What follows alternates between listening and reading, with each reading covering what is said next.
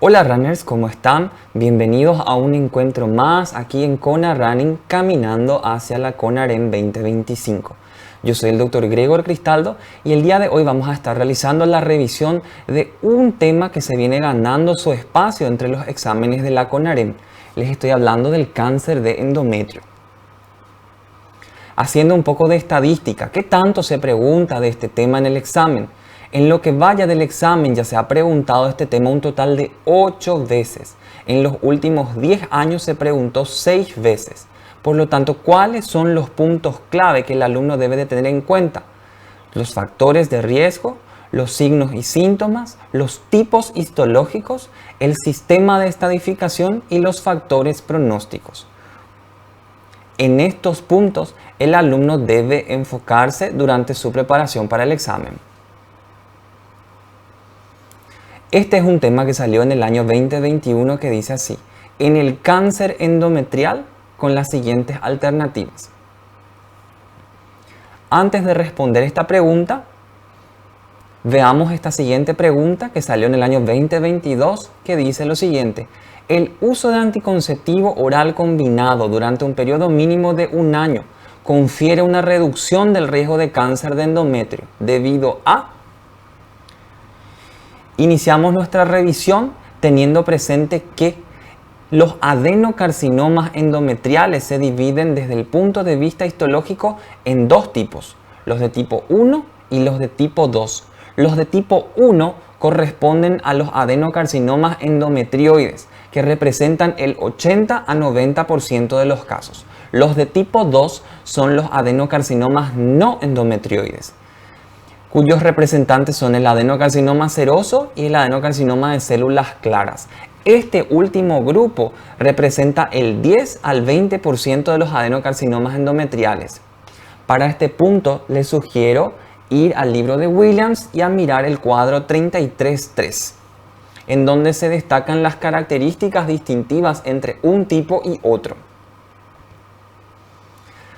Cuando hablamos de cáncer endometrial, tenemos que tener presente que el cáncer endometrial es un cáncer que se desarrolla en un medio en donde existe un exceso de estrógenos.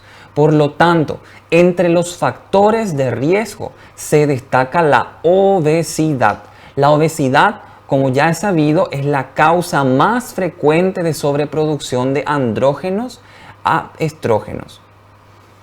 Esto ocurre generalmente porque el incremento, el exceso de tejido adiposo estimula la aromatización periférica de la androstenediona a estrona. Esta estrona incrementada desencadena a nivel del eje hipotálamo-hipófisis una retroalimentación anormal que culmina en la ausencia de la ovulación.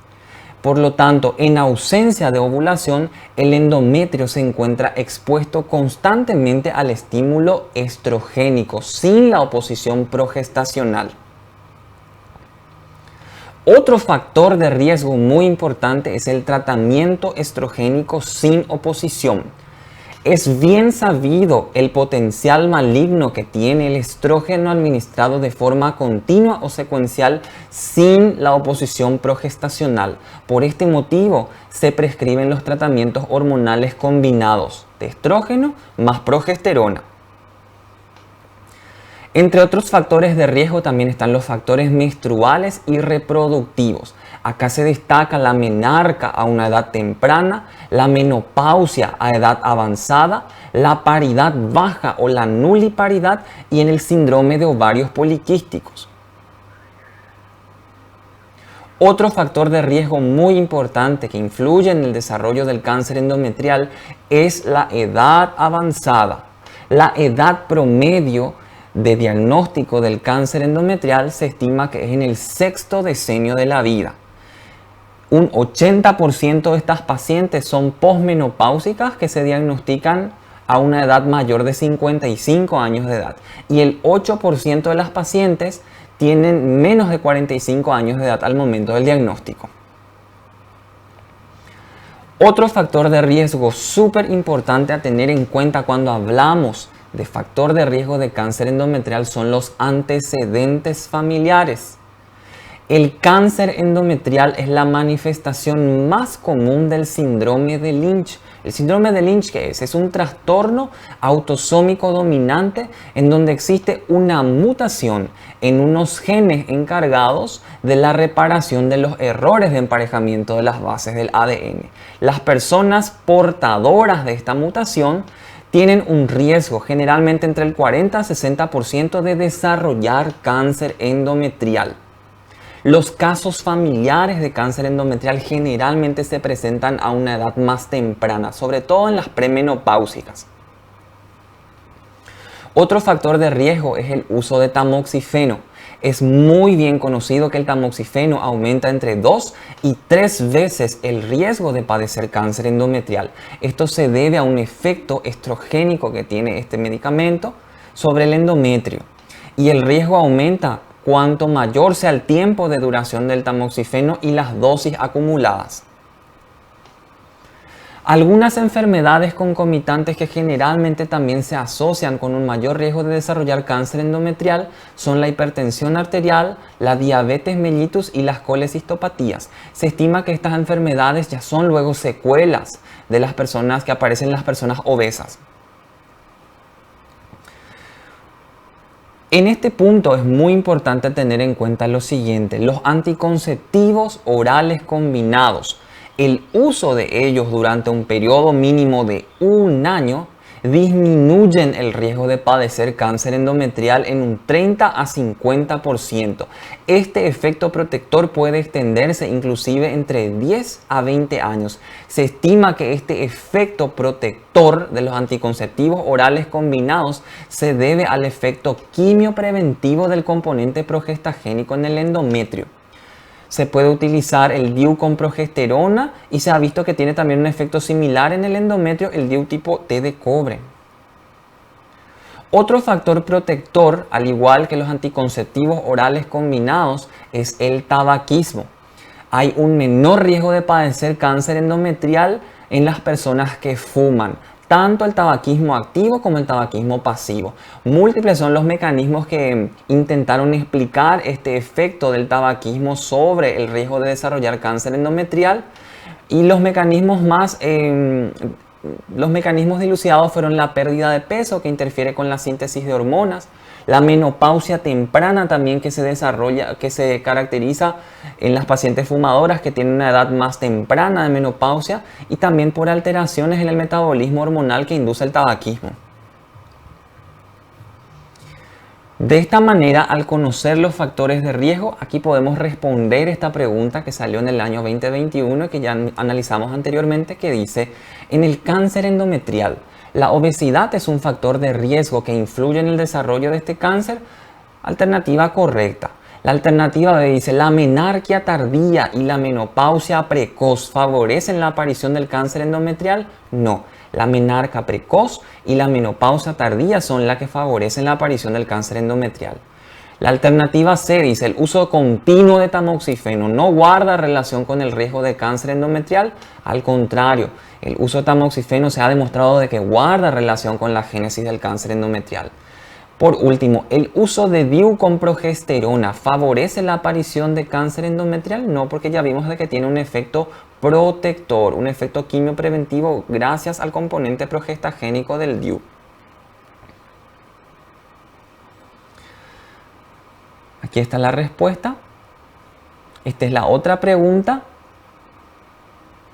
El uso de anticonceptivo oral combinado durante un periodo mínimo de un año confiere una reducción del riesgo de cáncer endometrial. ¿Debido a qué?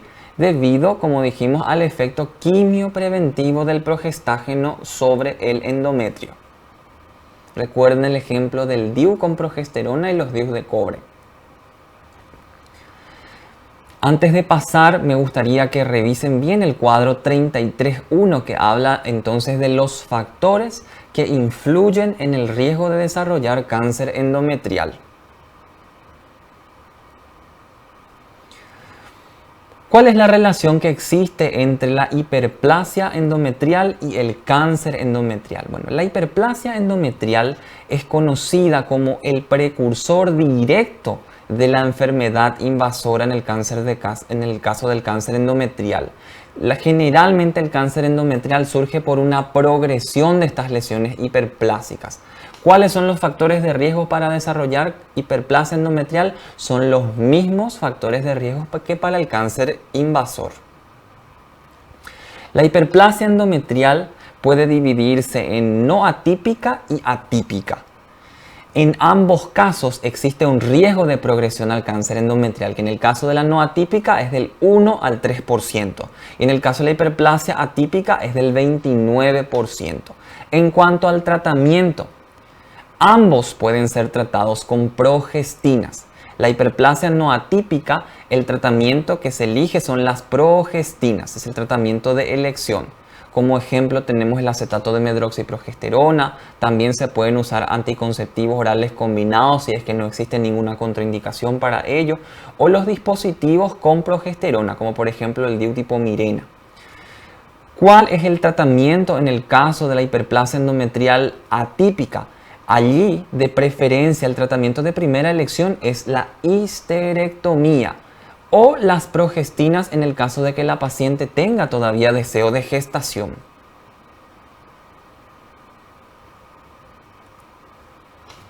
¿Cuáles son los signos y los síntomas que nos llevan a sospechar de un cáncer de tipo de endometrio?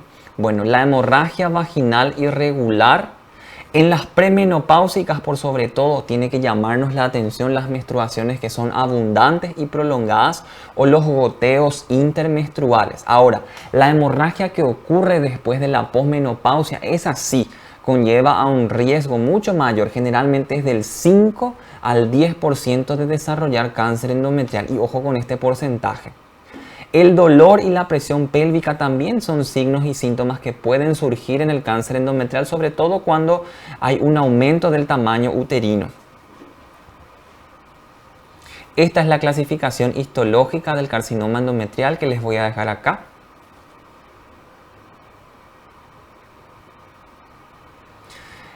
Hay que saber lo siguiente, el adenocarcinoma de tipo endometrioide es el tipo histológico más frecuente. Esto es pregunta de examen y generalmente representa el 75% de los casos. Este tipo de cáncer endometrial es de baja malignidad y generalmente se clasifican variantes con diferenciación epidermoide, vello glandular o secretora. Por su parte, el carcinoma seroso, también conocido como carcinoma seroso papilar uterino, este representa solamente el cerca del 5 al 10% de los casos de cáncer endometrial. Este sí ya es de alta malignidad, surge del endometrio atrófico y generalmente la apariencia histológica es muy similar al cáncer de ovario. El carcinoma de células claras representa menos del 5% de los casos. Generalmente tiene un aspecto microscópico que puede ser sólido, quístico, tubular o papilar o una combinación de estos patrones. Es generalmente similar a los que se originan en el ovario, la vagina y el cuello uterino. Y se caracterizan por su alta malignidad y porque son muy invasores. El diagnóstico de los carcinomas de células claras generalmente se hace ya en etapa muy avanzada, cuando el pronóstico es malo. Por lo tanto, en el cuadro 33.5 del libro de Williams, que es nuestro libro base para CONARET, está la clasificación histológica del carcinoma endometrial que hay que conocer. Por lo tanto, vamos a responder esta pregunta del año 2020 que dice: sobre el carcinoma de células claras del endometrio, podemos afirmar que la respuesta correcta, alternativa A, es poco frecuente, representa menos del 5% de los casos. ¿Es un tumor propiamente, puramente sólido? No, ya vimos de que puede tener varios patrones. Es de baja malignidad y poco invasor, es de alta malignidad y muy invasor. Y el diagnóstico generalmente se hace en etapas avanzadas. Esta es la estadificación del cáncer endometrial que se hace por los criterios de la FIGO. Esto no voy a detenerme a explicar. En cuanto a las variables, otro punto muy importante son las variables de mal pronóstico en el cáncer endometrial. Y ahí tenemos, por ejemplo, una etapa quirúrgica avanzada, la edad avanzada, el tipo histológico como por ejemplo el carcinoma seroso papilar uterino o el adenocarcinoma de células claras, un grado tumoral avanzado, la presencia de invasión miometrial, la presencia de invasión del espacio vascular linfático, una citología peritoneal positiva para células cancerosas, un tumor de gran tamaño en los niveles altos de expresión de receptores de estrógeno y progesterona. Todos estos constituyen variables de mal pronóstico en el cáncer endometrial. Una pregunta justamente que salió en la CONAREN del año 2023 decía lo siguiente: ¿son variables de mal pronóstico en el cáncer endometrial? Alternativa A, citología peritoneal negativa para células cancerosas en tumores grandes, incorrecto. Citología peritoneal positiva. Presencia de invasión miometrial con invasión del espacio vascular linfático, correcto. Tumor en mujeres jóvenes y etapa quirúrgica avanzada. Recuerden que es en mujeres en edad ya avanzada. Alternativa B, niveles bajos de expresión tumoral de los receptores de estrógeno y de progesterona, generalmente son niveles altos de la expresión de estos receptores. Por lo tanto, la alternativa correcta, alternativa B, presencia de invasión miometrial con invasión del espacio vascular linfático. Esto fue toda nuestra revisión de cáncer endometrial. Hasta un próximo encuentro.